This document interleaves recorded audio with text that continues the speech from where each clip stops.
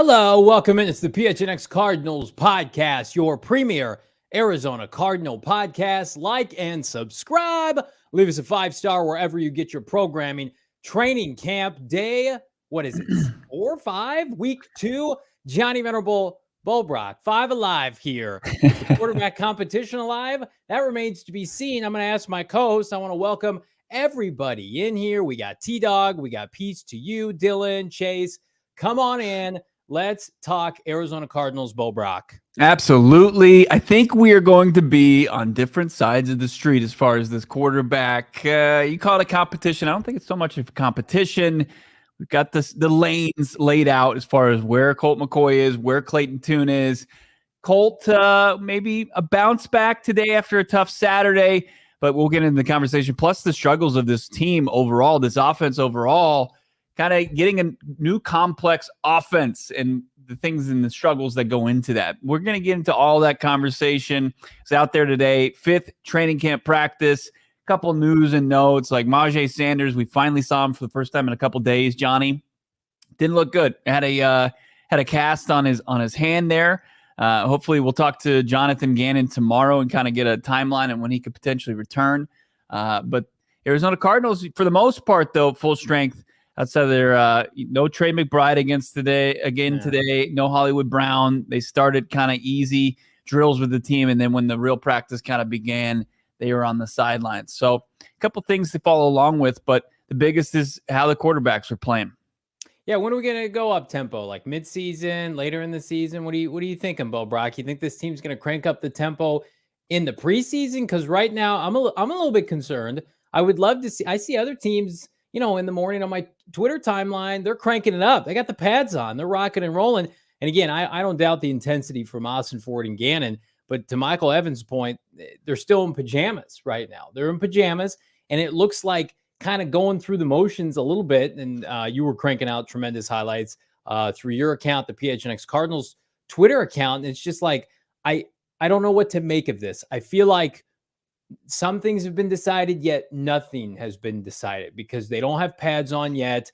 And when I see, and we're going to talk about Colt McCoy, when I see Colt McCoy struggle in the practices that I'm at, and they're not going full speed, and I get miscommunication, young receivers, new playbook, like what's it going to look like when they do put the pads on, when they're going 100 miles an hour? I guess let's start there. Let's start with the quarterback picture because I feel like, Saturday was not great. You and I were there. Multiple interception performance by Colt McCoy. Clayton Tune was fine. Looks like a rookie. But again, bigger expectations for McCoy. He's the incumbent starter. And then, there's a little bit of momentum this weekend from, I would say, the fan base. Like, what are we doing here? We got to get Tune in there, get him some reps with the ones. And then, based on what you saw today, it sounds like Colt was better, yeah? Yeah, he was a lot better. But as you mentioned, the tempo, right? And we're starting to see this theme really play out. There's a couple things at play with Colt McCoy. Friday, he continued to work with the ones in another low-tempo practice before a up-tempo practice on Saturday. But McCoy was with the ones but not throwing. We talked to McCoy about that today. It's a protocol. It's something that, he's comfortable with. And I think that the Arizona Cardinals, today is a lot of people were anticipating pads being on and the physicality and the tempo going up. It was just it seemed like it was a scheduled low tempo day, and maybe the pads come on tomorrow and things go ratchet up a notch. And when we talk to, offensive coordinator Drew Petzing, who talked in place of Jonathan Gannon today, we'll hear from JG tomorrow. Petzing talked about, several players, from Paris Johnson Jr. to Michael Wilson to Colt McCoy to Kyler Murray. A lot of this, and mostly including the guys that are out there on the practice field, you can only tell so much without pads. And we're going to learn a lot about this team when the pads do go on. Yeah, I think about they've got 3 padded practices this week. We know they're off Friday, right? Saturday's the red and white practice, the red and white scrimmage annual. Everybody comes out. They're padded up for that. And then they play the Denver Broncos next week. So they've got probably, 10 opportunities, 9 opportunities to, quote unquote, get right with pads on, let the chips fall where they may before they play a televised game, albeit regionally against a Denver team that is talking through the media, has a lot to prove this year. Their intensity is going to be up. I hope that we're not, because I see some comments here that I think are justified. It's not Cliff's camp yet, compared to what we saw last year, the cupcake training camp. But it does feel like we've got the training wheels on a little bit. And if you were to ask me, novice fan, watching from afar, I would say, well, Gannon, they're going to be hitting day one. Gannon's Mr. Intensity, Mr. Defensive Head Coach. It is interesting. I'm not going to say it's a mistake, but it's interesting the route that they're taking. And perhaps maybe this is a route they took in Philadelphia to keep the team relatively healthy over the course of 17 weeks. Our guy Howard Balzer has talked about it a number of times in his articles that they started the same 11 players on each side of the ball throughout the course of the season that they didn't en route to the Super Bowl. So if this is something as it relates to like the health of the players, I'm all for it. But like, man, oh man, like Trey McBride, who I'm picking on every outlet on this show to have a breakout year, like needs to practice. Hollywood Brown, number one wide receiver, needs to practice. And then when Colt McCoy does practice, it's uninspiring. Like, I know he had a better day. That looked like a notch beyond or above a walkthrough today. Like, yeah, but that's you can only control what you control. I mean, it's not Colt's fault that they're going low tempo, and he looked a lot better than he did on Saturday. And I think that's the only, I mean, that's not all the progress that JV wants, or I'm sure a lot of the fan base wants. They want to hurry up and see this offense in full effect and full form. But I mean, reality, talking to the primary play caller and Drew Petzing today and talking to Colt McCoy, I mean, let's be realistic with this. They're installing a brand new offense that's completely different than Cliff Kingsbury's, previous 4 seasons running the air raid and running an offense that was signal in mostly by, hand signals and other things like that, where this is new verbiage. This is brand new, even to a guy that's been is one of the longest tenured veterans in the league in Colt McCoy. This is brand new stuff. And with that comes growing pains. And, we heard from Colt McCoy. He talked to that. Producer Emma, we have that clip where, it's Colt McCoy being realistic as far as where the offense is right now. Yeah, I mean, I feel great. I mean, I feel like, the guys have come in here after the break and really have been sharp. Drew's asking a lot of us. He's putting a lot on my plate. He's putting a lot on offensively, like offensive line, receivers. We're switching around. We're doing a lot of things to see what we can handle. Some days it doesn't look great right now, like we're going through some growing pains. But we get back in the meeting and we detail it up. And I'm just personally really excited that we're building something that, everyone is going to be confident in, and we're all going to know, what that's going to look like by the time we get to week 1. I mean, we're in the second week of camp and, really just trying to detail things out and execute how Drew wants us to execute. Here's what I want to caution my co-hosts with, and the fans out there on social media and in the chat, that want to see this thing, run and operate at a high level, is you got to be patient. And one of the key things there, what Colt McCoy said was, he likes the direction of this team, of this coaching staff, of the overall just theme of this organization. I mean, that's the most important thing. Like, don't lose sight of the forest, trying to look through the trees there. I mean, I think it's important for people to realize that this is going to be something I mean, I know people want to be optimistic and see the best of this team and project the best, and people kind of come out of nowhere and shock the world. But it also, I mean, this is a rebuild, and you're putting new pieces in place, new play callers on both sides of the football, a new head guy as far as coaching staff goes, and JG and Monty Osfort. Growing pains are going to happen, and this is just the beginning of things. And once they get pads on, and if it's brutal and it continues to get worse and worse, then you can start to hit the panic button. Then we can start calling for heads and position changes, moves on the depth chart. But right now, I'm going to pump the brakes on that. Yeah, and I'm really distinguishing it more so with the quarterback position than anything else, and I think the biggest thing for me and for a lot of people is just Cliff's practices were historically so soft. Guys would take practices off, and I think most of us thought, well, this is going to be a 180 because you have a big-time defensive head coach now, and at least so far that has not happened. But again, I want to specify, my concerns are at one position and one position only, based on age and I don't know, lack of production so far. So many good comments here I want to get to, starting with KK. Saw Steve Keim at Planet Fitness in Gilbert today, was too scared to ask a question.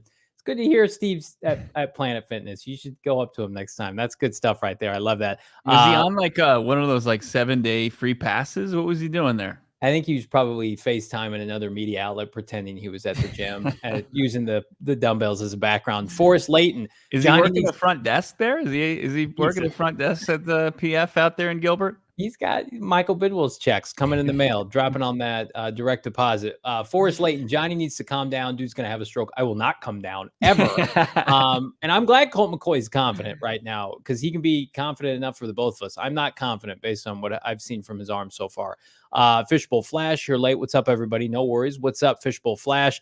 Mike A, they need to make sure these fellas understand the ins and outs of each play. Surely the tempo picks up weekly. Hopefully, laughing my ass off. Again, like, I can't think back to 2013. I don't know what Bruce Arians would do, but I know like that was an intense season and they were a physical team. His camp could have mirrored this. I have no memory of that, but all I know is we were at training camp the last few years and then this year. And so far it seems like kind of the same vibes. But again, as Kyler Murray said, it's not even August yet, right? It's not even August yet. Now I do want to talk about Clayton Tune because I think that, we can be excited about Clayton Tune and his potential, whatever that is, long-term, short-term, and also say, like right now, he's not ready to start week 1 against the Commanders. And I don't know, outside of a miraculous preseason, I don't know what it would look like for him to start week 1.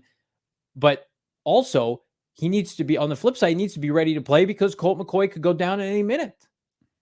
Yeah. I mean, he's getting a ton of opportunities out there. I mean, you're seeing Colt run out there with the first team and then directly behind him or next on the practice field is Clayton Tune leading the second team. And, he's getting the second most reps of any quarterback, if not the most, because, of Colt McCoy, who said he's probably got a no throw day coming up. Clayton Tune's throwing the most passes in practice right now as an Arizona Cardinals quarterback. And that's exciting to hear. Is it going to translate to him, taking the reins of this offense week 1 against the Washington Commanders? Like, as each day passes, like it really just seems like Colt McCoy's entrenched until Kyler Murray comes back as the starter of this team. Until, we talked doomsday scenario if Colt McCoy comes out in the first half against Washington and just completely falls apart. And then they look maybe to Clayton Tune for somebody to give this offense a boost. But as of right now, I think that they really want to proceed with, as you call him, the incumbent, the QB2, the backup, and the starter while Kyler Murray is away. So Clayton Tune, here's how you should look at this. This is an exciting young player that I think Monty Osfort did his homework on and got him in the 5th round, made the right decision to take him over DTR out of UCLA. It was the right move, and the league was sleeping on him. And it could potentially be the backup of the future for the Arizona Cardinals going forward. But to say, hey, I like him so much, I want to throw him to the Wolves week 1, I think that's a bit naive. I really don't think that that's the best route and the best path to have a successful career, whatever it might be for Clayton Tune, right out of the gates. These are the kind of comments I live for on this show. Mr. J, please don't try and tell me Colt is ready. My dead grandma throws a better ball than what I've seen so far. She's got a good arm. I don't know what to tell you. She had a good arm. Still does. Granny from the pocket there with her cane. I mean, that excellent footwork and really kind of drives through it. Yeah. Granny eating dinner at 4:30. She's got to pay for it at the Cardinal facility. Man, oh man. Listen, you guys are on point today. I love you all. Like this video. I'm not satisfied with Colt's arm. You seem like you've taken a turn. Did Colt buy you a snack afterwards? I'm just not here to say that he's completely incapable going out there and running this offense because he had a couple bad days. I mean, Colt's comfortable with the protocol. JG's more than comfortable with the protocol. The training staff is there to do better than the previous training staff. Like, I think you just have to trust the process. But here's the thing. I mean, it's like Colt McCoy could have the perfect preseason, right? And he could get it together, and it could still happen week 1 that he seems overmatched at the quarterback position. That's a very likely scenario. Do you think Colt McCoy's playing in the preseason? I don't. I think he has to. You think so? I think it's a necessity. I really do. I think he can't throw the ball every 3 days of practice. You think they're going to put him? No, that's the protocol. It's not that he's not capable of doing that. It's a very big difference. It's not that he's just like, oh, my arm is dead. I literally can't throw better than Mr. J's grandma. I can't get out there. I want to talk about this protocol thing because it's taken on a life of its own. Like, again, like I've never seen it. You've never seen it where you go through team and you don't, or you go through the entirety of practice and you're the quarterback and you don't throw the ball. They're going to do that like what, every couple of days, every 3-4 days? Feels like it. And they're going to trot him out there in the preseason? I don't know, man. I feels like, you know what it feels like? It feels like you've got an antique and you're trying to showcase your antique, but you have limited. I want to get limited. into the DeLorean right now. I want to gun it to 88. I want to get back to 2017 when Carson Palmer would have just days where he wouldn't even he was on such an elaborate throwing schedule, and they would sit him down. What your thoughts were on Carson Palmer back then? Because I mean, I guarantee he wasn't even just going out there and running offense with the ones like Colt McCoy is. How many games did he play that year? Oh yeah, he got hurt that year. He broke his arm, didn't he? Yeah, he got hurt that year, and they were not smart and didn't get a backup. Patrick Mahomes or Deshaun Watson. Drew Stanton, he got hurt. Oh yeah, that's great. Yeah, let's use Carson as a comparison, where his body literally broke down that year, the year that he had maintenance on his arm during training camp, and he never played again. Again, if you, and I think people in the chat I'll justify this here. If they know secretly, which they do not, they don't know this, but if they did, if they knew Kyler Murray was coming back week 3 or week 2, you could put Colt McCoy on ice and say, Colt, just get us 8 quarters, man. Get us 12 quarters. That's all we need. Give us your best fastball for 2.5 weeks, and then we'll take it from there. Does anybody think that's what's happening? I don't. I want Kyler Murray to come back. I want him to be back week 1 because I've seen the alternative. It's not great. But if you're saying to me right now, Johnny, we gotta get the baton to week 6 or week 7. What is your alternative? What is your alternative? Well, listen, I had alternatives in March when there were alternatives available. Present me with the options now. That's why I'm so critical. I haven't been critical of anything this operation has done because I think they've handled it masterfully. But Colt McCoy, for them to stick with him in March and keep his $4 or $5 million salary, which if you could have cut him, you would have got most of that back. And they're pinching pennies right now, and rightfully so. You would need to convince me, if I'm Austin Ford and Gannon in the spring, Colt's ready to let it rip. Remember, he didn't finish the season last year. To your point, was not good last year. Couldn't finish the season, got hurt. I'm sure everybody has a new plan when the season starts. Our low line's going to be better, and our receivers are going to do that. Well, number one, you don't have DeAndre Hopkins. Everybody's picking you to be terrible, but you think every 3rd or 4th day not having Colt McCoy throw the football is going to get him to Kyler Murray? I don't think so. I think this Tune versus McCoy thing is moot because Clayton Tune is going to play before Kyler Murray comes back. I'm going to make that prediction right now. No way Colt McCoy gets us to Kyler Murray. Clayton Tune, if he is the number 2 quarterback when the season begins, he will start at least a game. Yeah, but Colt starts the opener. How long does that last?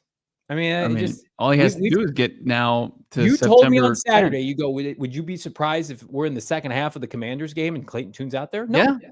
I wouldn't be surprised. But what I'm saying is, I mean, it would take an injury to get Colt out of that position. But he's already, I mean, the maintenance is so he doesn't get injured, right? Or they're preparing for him not to get injured. When you're preparing not to get injured, when's the last time that's really, Matthew Stafford's body is broken right now. They're doing the same thing in Los Angeles. Does anybody think Stetson Bennett's not going to play this year? They were trying to offload Stafford. He's got load management days right now. Yeah. It's concerning. And he's way more talented than Colt McCoy. Well, that's what I'm saying too. Yeah. They have a chance. I understand all of that. But I think trying to get into the mindset of what the decision makers for the Cardinals is. I mean, they just feel like they want to move forward with McCoy. They feel right now, as far as available quarterbacks, he's their best option if healthy week 1 and beyond. And they don't want to start Clayton Tune too soon. Dylan Richards, I think the front office just doesn't believe in any QBs right now and is just biting the bullet until Kyler. I think there's some truth to that, Dylan. It's very similar to the approach to the draft, right? Why did that have to be?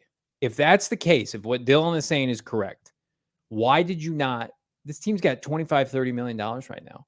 Mm-hmm. Why did you not make it a priority? Hey, we don't want to rush our quarterback back. Let's get somebody who's going to help us evaluate. Because everybody could sit here and say, I want the number 1 pick. I want a tank. And that's your prerogative. 100%. A lot of the fan base feels that way. I want to evaluate Michael Wilson and Trey McBride. And I want to see Hollywood Brown produce. And I want to see if Rondale Moore can put it together. And I want to see Greg Dortch get the ball accurately thrown to him. None of that's happening worth a jack shit if Colt McCoy's out there compromised with a lame duck arm. That's why you needed to go out and get a Jacoby Brissett or Gardner Minshew in free agency, and you could have afforded that person. I mean, talk about names that don't exactly. Hang on. Because they started games last year. You have a track record. So did Colt. But Colt, though, I think there's already a little bit of like a little bit of this. Imagine you go to some sort of function and there's a table and it's just full of shit sandwiches. They're all equal. They're all shit sandwiches. I mean, what's the point? Some of them might be on marble rye bread. Some of them might be right. Is it the bread and the toppings are gonna packaged gas station? At the end of the day, you're still gonna be chowing down a dookie sandwich. I feel like this is the turn I didn't want to make on this podcast. It's just like I'm fine with the notion that you're tanking the offseason to evaluate what you have. But the one position where you can't F around or you become unwatchable, unconsumable, is with bad quarterback play. Now, I know, Jose, in the chat, we used a draft pick on Tune, pension pennies, and then free matter for the blind. You got to see what you already have. We know what Colt's capable of. I like Clayton Tune. I think it's unfair to ask him to start for this team. I think it's really unfair. Absolutely. I mean, you see a lot of things you like in training camp, and we'll show you some highlights from camp in a bit. But I mean, Tune's making some good throws. He's also making some tough reads or not making the reads, and he's having some near interceptions. He's throwing interceptions. You're gonna get a lot of good with bad, and a lot's we're gonna learn a lot about Tune when the pads go on, and also when preseason action starts. And I would guarantee that they're going to give Clayton Tune a long look throughout the preseason. All three of those games, I think you'll see. What does that mean? What does that mean? I mean, you're going to see him play a lot. You're going to see him take a lot of snaps. I mean, what else do you need to learn about David Blau and Jeff Driscoll, who are combined? Get them out. I don't want them in this league. I think it's a mistake that the Cardinals, that you're going to, puke in your mouth. There are teams reaching out to Teddy Bridgewater right now. Why not bring Teddy Bridgewater to camp? Let's see what Teddy B can do, making underneath throws, not turning the ball over. Again, I said this on Saturday's show. Like, if Colt's not completing the open passes and he's turning the ball over, like, what are you doing here? I saw people in my Twitter mentions today, not to call people out. It's like, well, we need Colt for Kyler and leadership. Get that shit out of here. Kyler's making $45 million. I think that's a solid take. As far as somebody that was already in the building, that had the respect of his teammates, offensive and defense, and if the play, like, you can't, with the naked eye say that there's a distinct difference between, McCoy and Josh Dobbs and whoever the hell was available this offseason, it's then. Why not lean towards, the devil versus the devil you don't know? I mean, I think that, and that's poorly said as far as what Colt brings to that locker room. I mean, I think he brings a lot. He's to not be able to buck a cliche. He's a coach on the field. And I think that Colt McCoy brings a lot that transcends, being a backup quarterback, that Gardner Minshew and all his antics. It's fun. Hey, he's got a mullet. Hey, he's got a mustache. Hey, he drives a 1996, Nissan Altima. That's great. But does he bring anything beyond trying to survive when he gets in the football game when his starting quarterback goes down? The Kool-Aid must have been good today for my co-host. Wow, unbelievable. He's drinking all the Kool-Aid from what equates to like, oh yeah, touch football with my daughter out there, Colt McCoy. BetMGM swing for the fences ain't touch football. It's big time, and it's waiting for you. Easy to get started. 3 easy steps. Log in the BetMGM Sportsbook app. By the way, BetMGM, the home of PHNX Cardinals every single football Sunday. I've been saying that this offseason. It sounds great. It sounds even better knowing we are just a few Sundays away from opening day. Commanders, myself, Bo Brack, the entirety of the PHNX Cardinals crew will be there hanging out with all of you. Let's crack some cool ones like Four Peaks and enjoy. And in the meantime, enjoy the BetMGM MLB free-to-play game from now until September 7th. Be a batter and pick an area of the strike zone. Depending on the area of the strike zone you select, double, single, triple, home run, or pop out, you're going to get the prize associated with that type of hit. You get one per day, but it does expire after 24 hours. So choose wisely and choose quickly. Sign up for the BetMGM app. Use that bonus code. You guessed it, PHNX. Now, there's a few different offers depending on where you live, but for our folks in Arizona, place your first bet offer and receive up to $1,000 back in bonus bets if it loses with BetMGM. Again, make sure you use that bonus code PHNX. Check out the show notes for full details. And now listen to our sweet baby boy, Shane Diefenbach, talk about it in the disclaimer. Problem? Call 1-800-GAMBLER. Colorado, D.C., Illinois, Indiana, Kansas, Louisiana, Maryland, Mississippi, New Jersey, Ohio, Pennsylvania, Tennessee, Virginia, West Virginia, Wyoming. Call 877-8-HOPE-NY or text HOPE-NY 467-369 New York. Call 1-800-327-5050 Massachusetts. 21 plus to wager. Please gamble responsibly. Call 1-800-NEXT-STEP Arizona. 1-800-522-4700 Nevada. 1-800-BETS-OFF Iowa. 1-800-270-7117 for confidential help Michigan. 1-800-981-0023 Puerto Rico. In partnership with Kansas Crossing Casino and Hotel. Visit BetMGM.com for terms and conditions. U.S. promotional offers not available in D.C., Kansas, Nevada, New York, or Ontario. Quarterback play has not been elite. Far from it. Absolutely can drive you drinking. And if it does, why not reach for Four Peaks? You know, Arizona's premier craft brewery. It encourages you to pick quality as far as your beer choice goes. And it's our proud beer partner here at PHNX Sports. Check them out, 8th Street in Tempe. Of course, they've got the location there that's been there for 25 years. Brewing all the great beers, including their flagship Kilt Lifter. If you're IPA guy or gal, go get yourself a Raj or a Hazy or a Staycation Super Juice IPA, or even the Wow Wheat, which is fantastic. #1 wheat beer in Arizona. You got to follow them on social as well. They're doing giveaways. They're getting you tickets to Diamondbacks games. They're giving back to teachers. Find out more, 4peaks4teachers.org on that one. And, of course, follow them at Four Peaks Brew and at Four Peaks Pub to keep up with Arizona's hometown brewery. Got to be 21 years or older, and we ask that you drink the beer responsibly. God, I hate disagreeing with my co-host here. I like when we're on the same page, but okay. I'm, leave you from one day. And logic, level-headedness, and there's you. Dylan Richards in the chat. Aside from Johnny's tweet today, I haven't heard much about Greg Dortch. Is he still looking solid? I feel like I want him as a starter, 100%, Bo. Greg Dortch is running with the twos as the primary slot receiver with Clayton Tune's unit there. And I'm sure that if, with Rondell Moore being the primary slot with the ones, I mean, feels inevitable, right? Just looking at Rondell Moore's playing time and snap load since his 2018 freshman year at Purdue. I mean, there's been opportunities for all the receivers playing behind him. So Greg Dortch continues to work his ass off and make big plays for this team and be reliable for whoever's throwing the football. Continues to look solid, and one of the few question marks as far as this roster goes.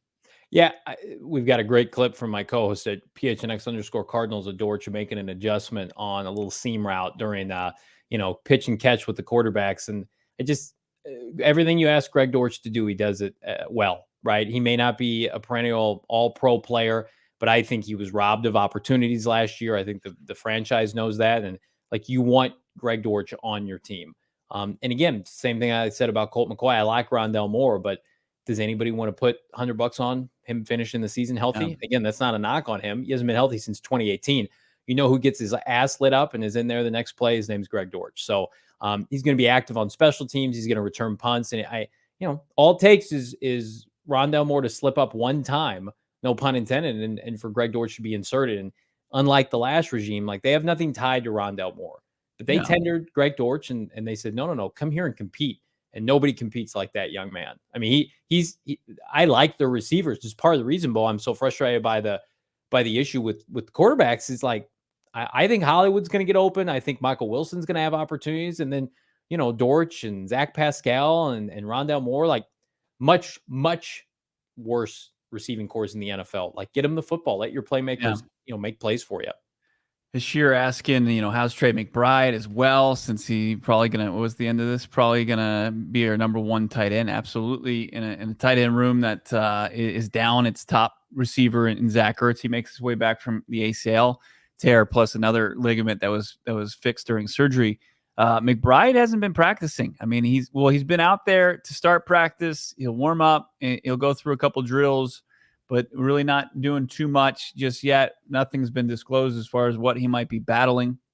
And then Hollywood Brown, same boat. I haven't seen him about just as long as Trey McBride. He's out there catching passes from the quarterbacks to start, kind of before they get into position drills. But Hollywood and Trey McBride have been kind of sidelined for the last couple of days. But if you're starting to build depth charts, your wide receiver core right now, your top three, Hollywood Brown, then you've got Zach Pascal, I think to start the season would be your primary outside receiver opposite Hollywood Brown. And then you've got Rondell on the slot. Trey, if he's healthy, he'll be your starting tight end. They do 2 tight end sets a lot. Jeff Swaim, a guy who was added the week training camp began from the Tennessee Titans. He's a guy that JG loves. I think Bunny Ossenfort's a big fan. You look at the stats, nothing like blow you away, but he's somebody that has the coaching staff's trust already. So it's a little weird out there. There is some eeriness, and it resembles too much of what camp, country club looked like last year. But you just have to trust that behind the scenes that this team is doing the right things as far as trying to get their guys on the field. I think they absolutely are.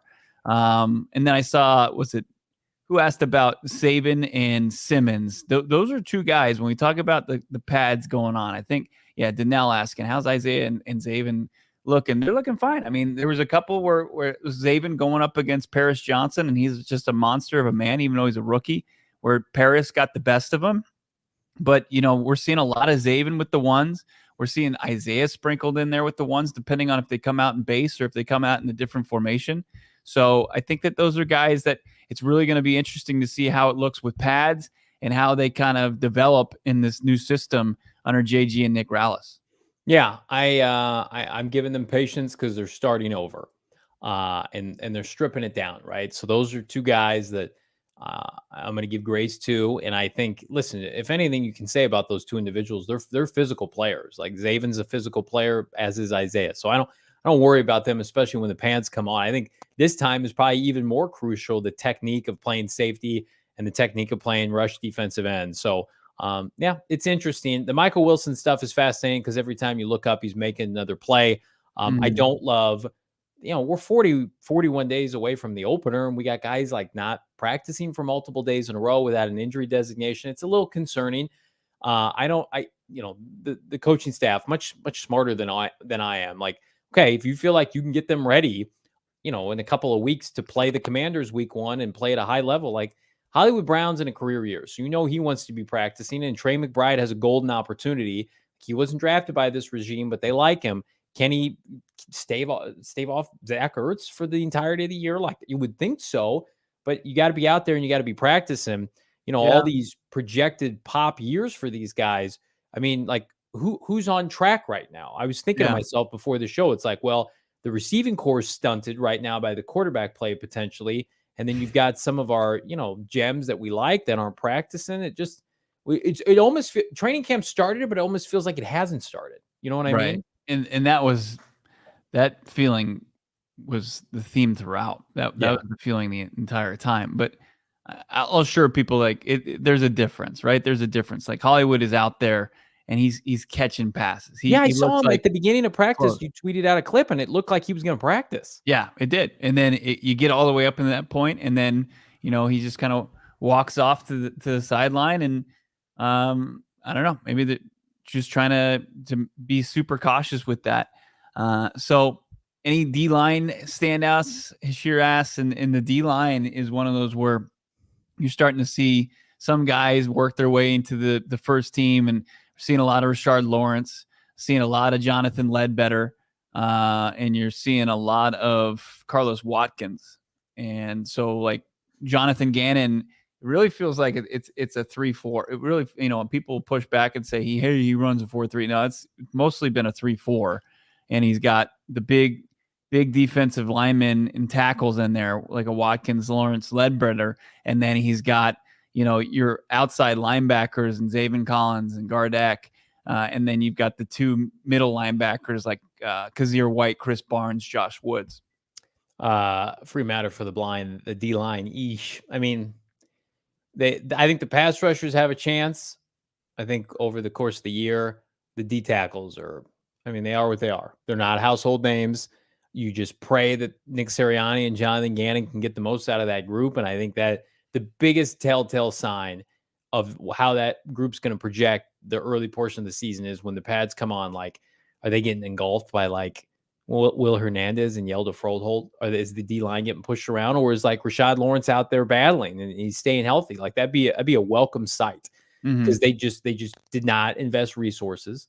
Part of that is they haven't had an opportunity. The draft just didn't fall their way. They didn't want to go out and sign 30-plus-year-old free agent D tackles, which I agree with, Bo. But I mean, I put it in my camp observations yesterday. It's just like, that feels like, can we just put some duct tape over the window and pray it doesn't rain? Like, that's what it feels like at that position unit. Whereas like other units, it's like Zaven's a first rounder, 2 third-rounders last year at pass rusher, a second rounder at pass rusher this year.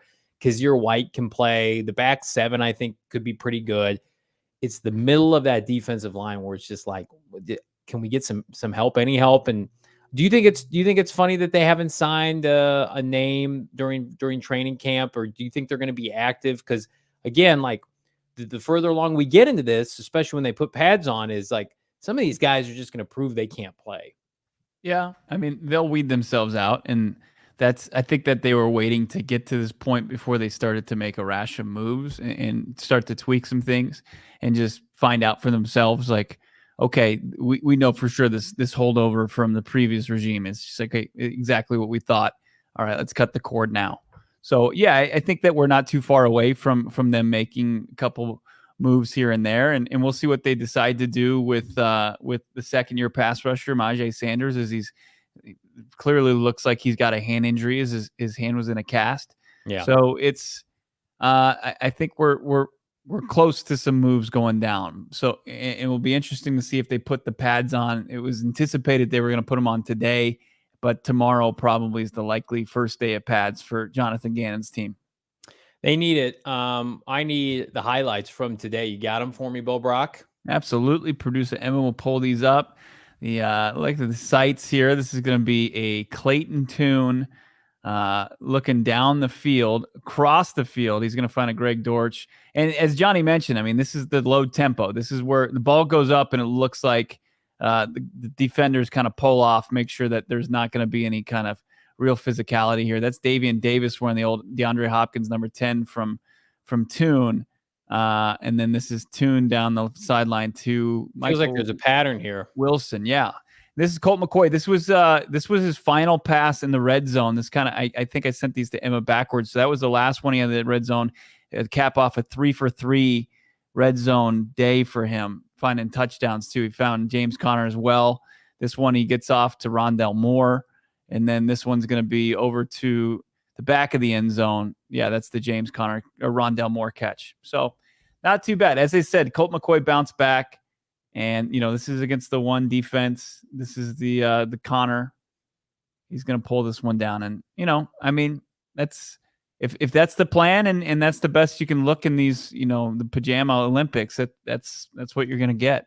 Tune can flip and rip it, man. Like they have a higher upside with him playing. But again, what's the low look like? Is the low like, 4 interceptions and a half? Is the low like he gets his brains beat in because he has no pocket awareness?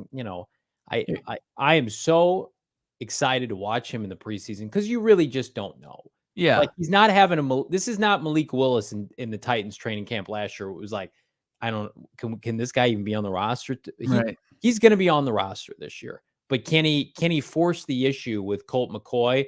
I think you're right. I think it's only going to be from an injury to Colt. Physically, it's not even a close match, right? Clayton Tune, bigger, superior athlete, better arm, but I mean, he's not going to know when he breaks the huddle, how to diagnose the defense immediately, how to read, coverages or what the defense might try to do, and he's probably not going to have a good idea of where he wants to go with the football right away. And I think that's what Colt McCoy is going to give you, is he's going to immediately be able to start diagnosing the defense, putting people in the right place, making audibles. It's not going to cut the field really in half like you would have to do with a rookie quarterback. He's going to be able to get the ball, and you're going to be able to use all your playmakers, given he can get the ball to him with his arm strength or lack thereof.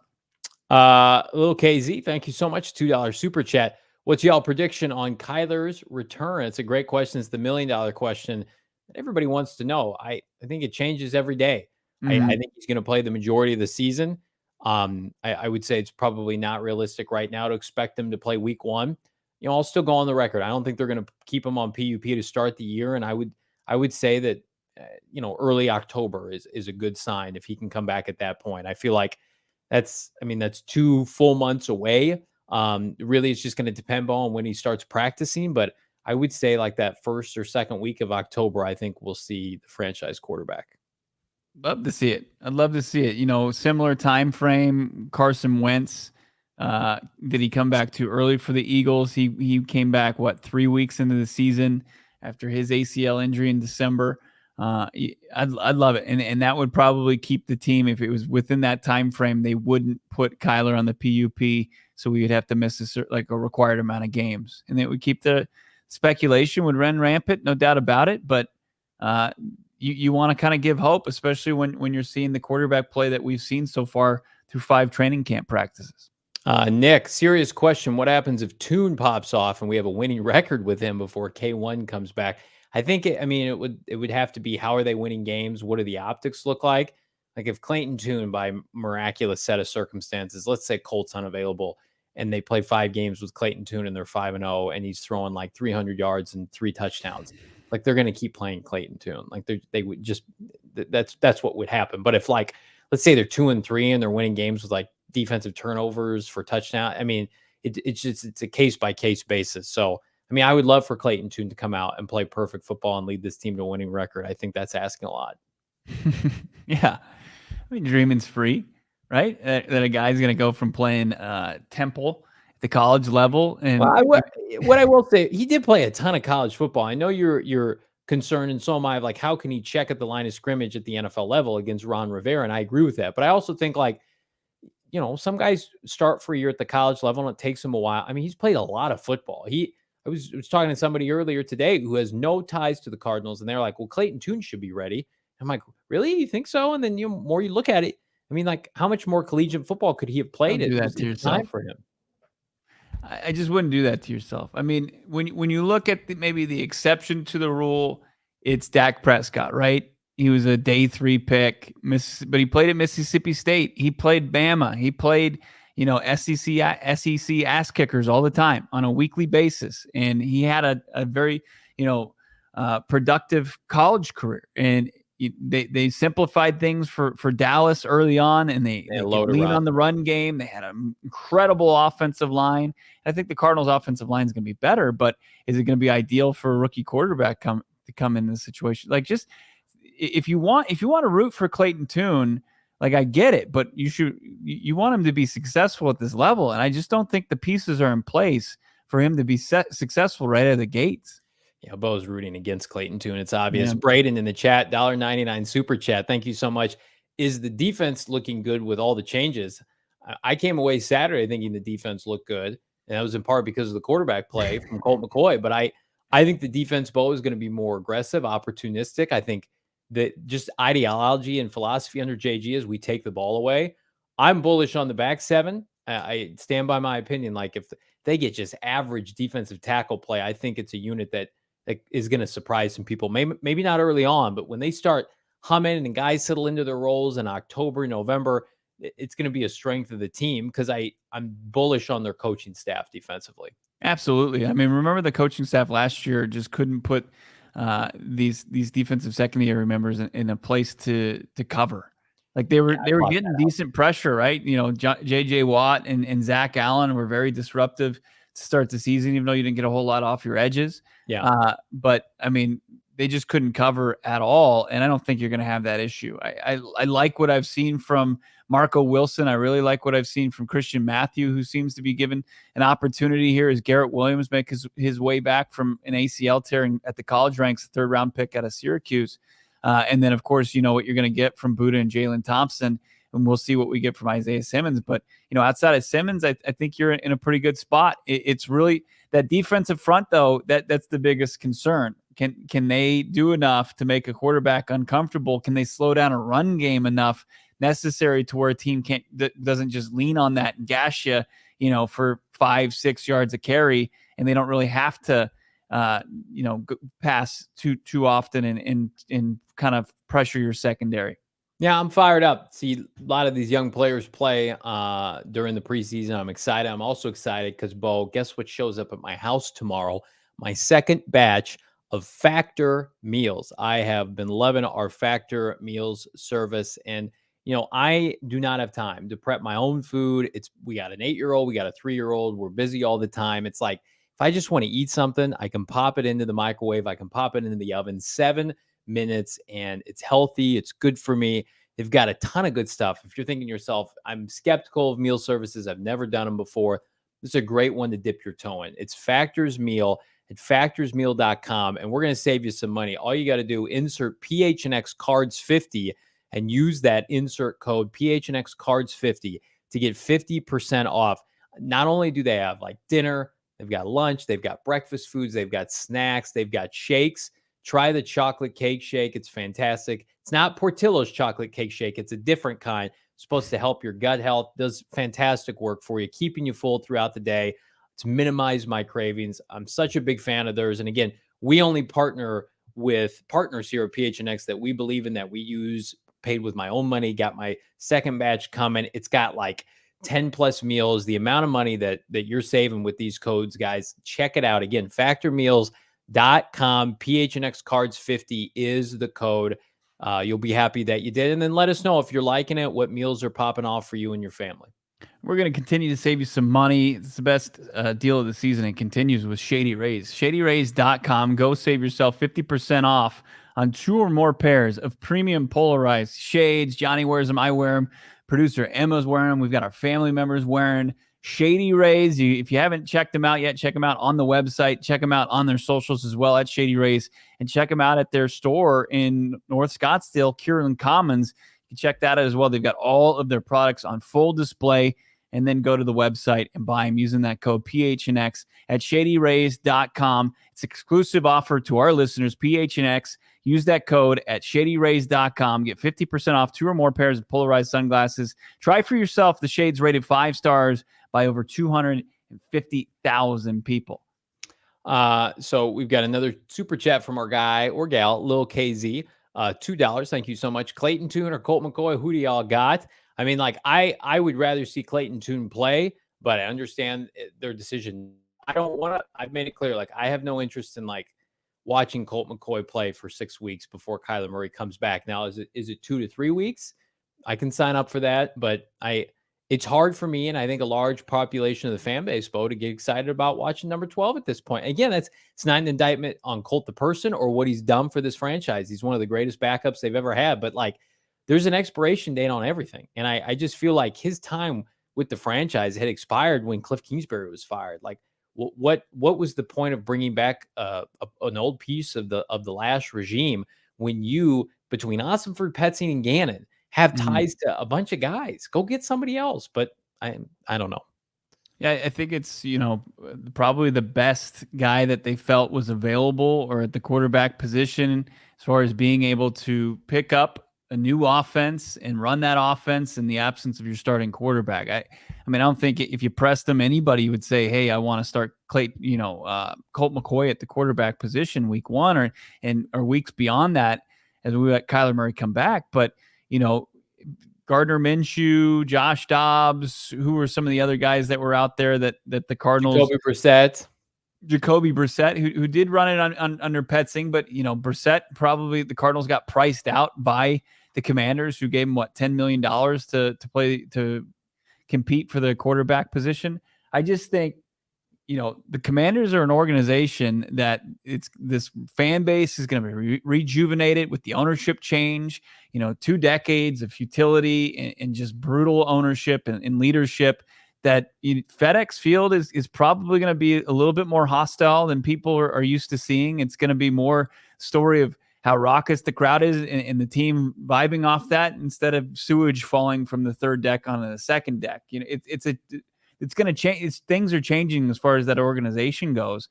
And it's one of the bigger stadiums in the league. To throw a guy like Tune in there and to not really have a full grasp of this new offense. If Clayton Tune is ahead of schedule as far as grasping, Drew Petzing's offense, and he's ready to roll, and the offensive line's in a good spot and he lit the world on fire in the preseason, and he really kind of answers a bunch of questions that you usually have about a rookie quarterback, then fine. But I just don't think that he's going to be able to check that list off enough so to where it's going to make Jonathan Gannon, Drew Petzing, and the decision makers for the Cardinals comfortable enough to rock with him over Colt McCoy. I just don't think it's going to happen. Yeah, I'll reserve my judgment. And again, I'm rooting for Clayton Tune till the preseason. And if Colt looks bad and Clayton looks better, then maybe they start him in a game and just kind of see what they have.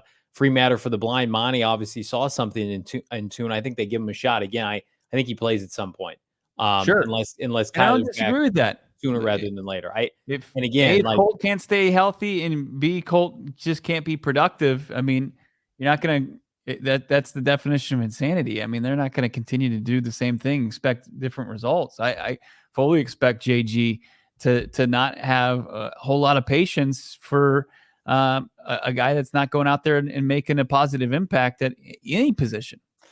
Just SOS until Kyler Murray comes back, and hopefully that's soon. In the meantime, The Athletic did their annual QB ranking. This is from Mike Sando. He goes and polls a bunch of NFL people, executives, coaches, GMs. It's a real list, right? It's not, bumblefuck. Let's put Kyler Murray in the tier 6 list. It's a real list. So Kyler Murray, they have tiers. He is in the 3rd tier, is the number 1 tier 3 quarterback, 13th overall. Drops from the tier 2 list last year. And while I disagree with some of the names ahead of K1, Bo Brock, that include guys like Dak Prescott, right? And,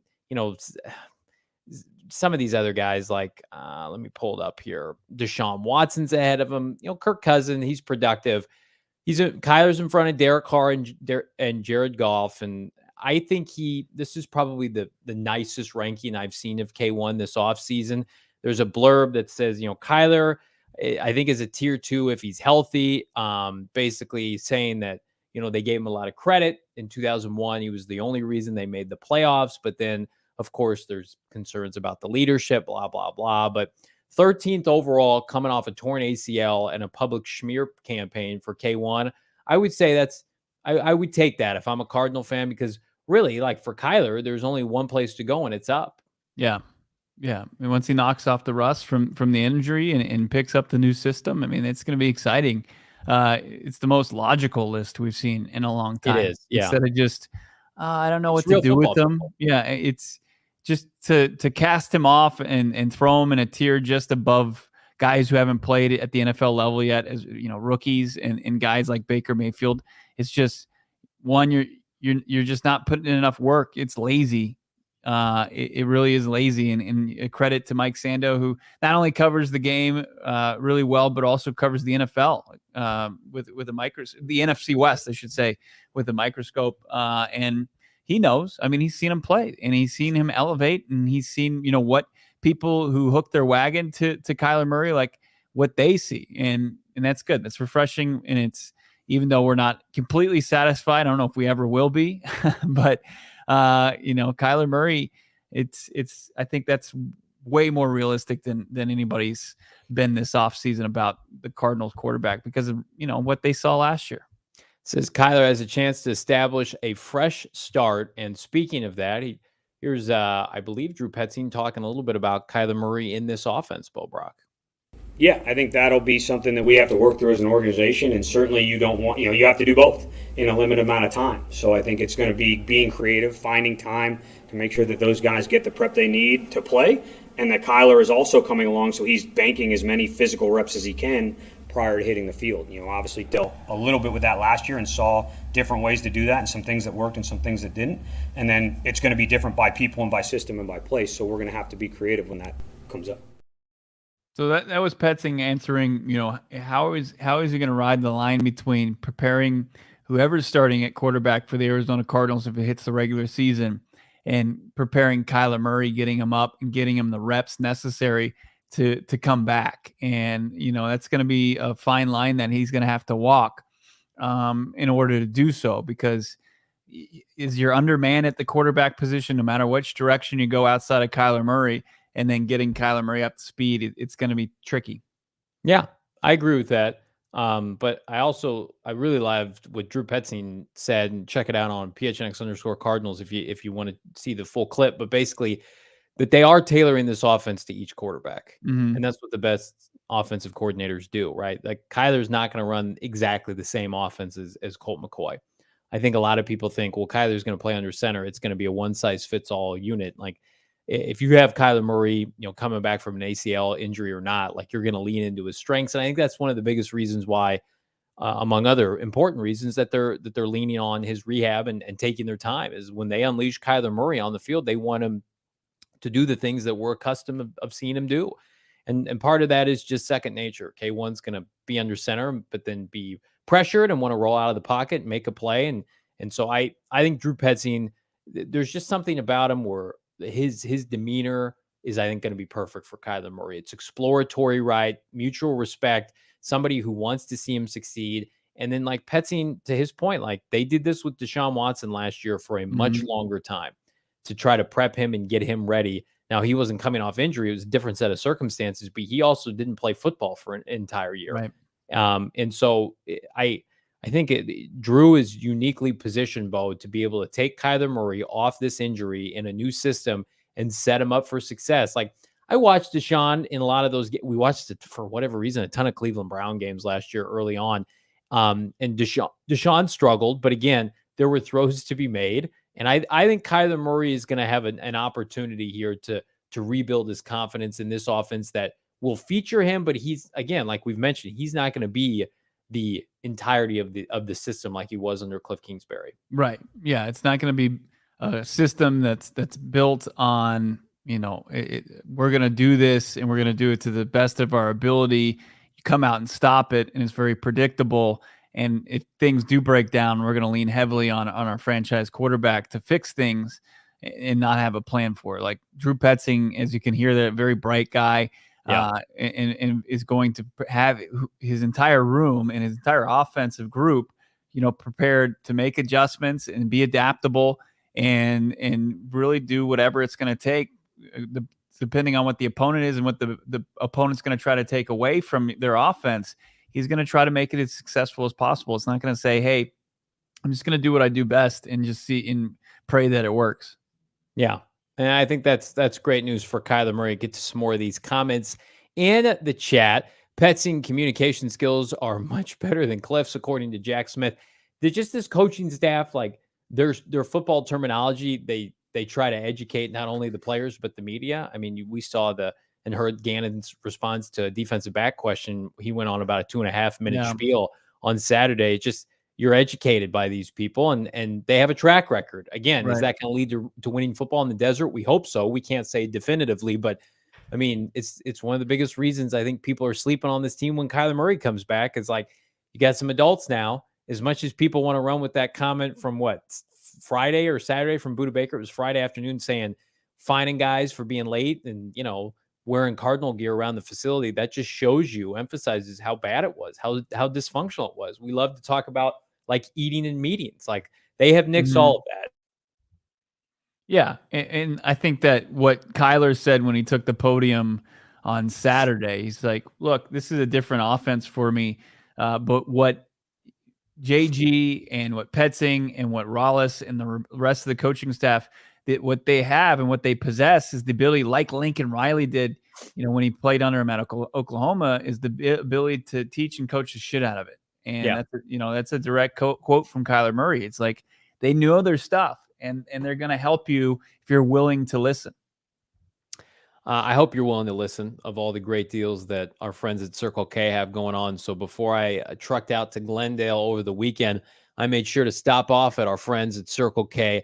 Premium gas for not a premium price. Bo Brock, it's America's thirst stop. And boy, oh boy, was I thirsty. Thankfully, I'm an exclusive member of the SMS subscriber club at Circle K. You can too. Text PHNX to 31310 to join the club. They're going to hook you up with a free buy one, get one 32-ounce Polar Pop. I like the unsweetened iced tea. I occasionally dabble, maybe a Diet Coke, maybe a Dr. Pepper. It's up to you, but do it with Circle K and cop a 32-ounce Polar Pop for free. Head to circlek.com/store-locator to find the nearest Circle K to you. It was unbelievable to walk in from training camp, starved, thirsty, and have a full taco bar here at my disposal from our friends over at Illegal Pete's. Big thank you to Illegal Pete's. Not only just have like a taco bar, but have an elite level taco bar right there. I mean, we had the carne, we had the chicken, we had, cheese, guacamole, queso, even though all of these savages in the PHNX office already ate all the guacamole. But it was still, I made a couple tacos before airtime here for the show. Big thank you to Illegal Pete's. You need to take advantage of Illegal Pete's. They have delicious tacos. They got the taco bar going on. They've got bowls, salads, burritos, nachos, custom cocktails and beers, and that piping hot queso. Oh, man, warm cheese. Nothing like some molten cheese to dip your tortilla chips into. That's so delicious. Illegal Pete's is your go-to spot this summer. Kick back and enjoy that ice-cold margarita. Margarita Monday. Save some money on your margs. The best margs in AZ. High noons. You can get 5 high noons for $22. Don't forget to follow Illegal Pete's at Illegal Pete's on Instagram. Stay up to date on their big events and deals going down this summer. Check out their stories. You can win tickets to concerts that you're all dying to see. Illegal Pete's, they're here to continue to make this summer a one for the books.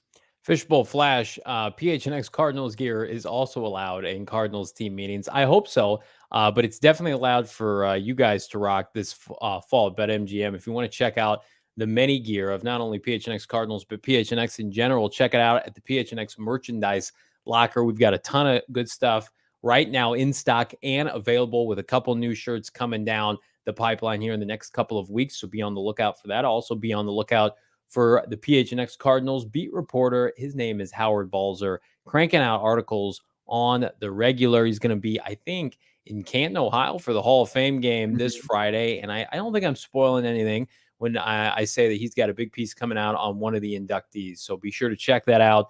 Become a diehard. Go PHNX.com. You will not regret it. I don't regret talking about Clayton Tune today, thinking that he could unseat Colt McCoy. I know you're in a different camp. You're there every day. I'm going to defer to my partner here, my co-host Bo Brock. But when I see the lame duck hit number 10's head today, quack, quack from Colt McCoy, I mean, I was hoping we would cue that up with some fun kind of, you want some like Benny Hill music? Yeah. Some, like, clown music maybe. Yeah. You check out Johnny's Twitter. You can see this one. Colt McCoy, offense in complete disarray, drops back, throws a ball down the field, and Marco Wilson, who's in coverage, just bonks him right on the helmet, way behind the intended receiver. I'll throw a question mark on that. It was a bad play all around for the Cardinals and their quarterback, Colt McCoy. But look, if I'm going with my heart, I think everybody's going with the young guy. Everybody loves to see a young signal caller that can light a fire, but it's way more sexy than, the 37-year-old perennial backup. But, they're going to go with what they think is the smart move. And Colt McCoy is going to continue to be the quarterback one in Kyler Murray's absence. Thank you for everybody tuning in. Make sure you listen where you find podcasts. Leave us a 5-star review, a 5-star rating, and a review. We appreciate it. Thanks everybody tuning in on the chat. We'll be back barring any breaking news tomorrow. Brand new episode, 4:30 right here, PHNX Sports.